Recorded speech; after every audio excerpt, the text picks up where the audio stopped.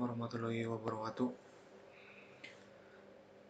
Sebelumnya perkenalkan, nama saya Andan Dwi Prasetyo dari kelas Teknik Mesin 3B dengan nomor NIM 180203039 dari jurusan Teknik Mesin. Di sini saya akan sedikit menjelaskan tentang komponen-komponen yang ada pada elektropneumatik untuk melengkapi tugas ujian tengah semester dari mata kuliah kelistrikan mesin perkakas. Ini akan dibahas. Sebelum kita membahas komponen-komponen elektropneumatik, pastinya kita harus tahu dulu apa itu elektropneumatik. Untuk komponen sendiri yang akan dibahas nanti ada silinder pneumatik, air filter control, relay, push button normally open dan normally close, limit switch, dan solenoid. Yang pertama yaitu elektropneumatik. Elektropneumatik pada hakikatnya terdiri dari dua sistem pengontrolan, yaitu sistem pneumatik dan elektropneumatik. Pengontrolan sistem pneumatik menggunakan sumber tenaga dari udara bertekanan, sehingga hemat biaya. Sedangkan sistem elektropneumatik tidak jauh berbeda dengan sistem pneumatik, hanya untuk elektropneumatik menggunakan sumber tenaga di samping udara bertekanan, juga berasal dari sumber tenaga listrik dengan kapasitas tegangan dan daya yang relatif kecil. Dengan demikian, kedua sistem pengontrolan ini sangat ekonomis. Untuk komponen dari elektropneumatik ada beberapa yang akan dibahas. Yang pertama kita akan membahas silinder pneumatik. Komponen ini merupakan komponen utama yang harus ada karena komponen merupakan aktuator pada rangkaian pneumatik murni. Pada dasarnya, silinder yang digunakan sebenarnya tidak harus silinder kerja ganda. Silinder kerja tunggal pada gambar pun juga bisa digunakan sebagai aktuator untuk membuat rangkaian elektropneumatik. Selanjutnya kita akan membahas air filter control. Air filter control merupakan komponen pneumatik yang sering digunakan untuk menyaring udara bertekanan. Untuk contohnya ada pada gambar di samping.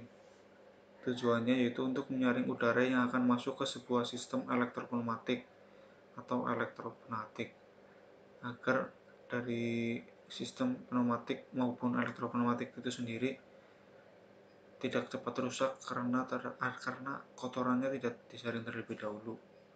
Jadi kita membutuhkan air filter control. Yang ketiga ada relay. Bentuknya ada pada gambar. Komponen satu ini mungkin tidak asing lagi didengar pada sebuah sistem elektropneumatik. Relay merupakan komponen yang berperan penting untuk mengontrol arus listrik pada sebuah sistem elektropneumatik. Jadi ini sangat penting. Selanjutnya ada push button, normally open, dan normally close. Push button adalah perangkat atau saklar sederhana yang berfungsi untuk memutus atau menghubungkan aliran arus listrik dengan sistem kerja tekan atau unlock. Ada dua kondisi yang dimiliki oleh push button, yaitu kondisi normally open dan normally close. Perbedaannya yaitu untuk normally open, tombol ini disebut juga dengan tombol start karena kontak akan menutup bila ditekan dan kembali terbuka bila dilepaskan. Bila tombol ditekan, maka kontak bergerak akan menyentuh kontak tetap sehingga arus listrik akan mengalir. Sedangkan untuk normally close, tombol ini disebut juga dengan tombol stop karena kontak akan membuka bila ditekan dan kembali tertutup bila dilepaskan. Kontak bergerak akan lepas dari kontak tetap sehingga arus listrik akan terputus. Untuk bentuknya ada pada gambar. Selanjutnya kita akan membahas limit switch. Pada sebuah rangkaian elektropneumatik, limit switch digunakan sebagai indikator pada silinder kerja ganda. Jadi untuk silinder kerja tunggal tidak membutuhkan limit switch.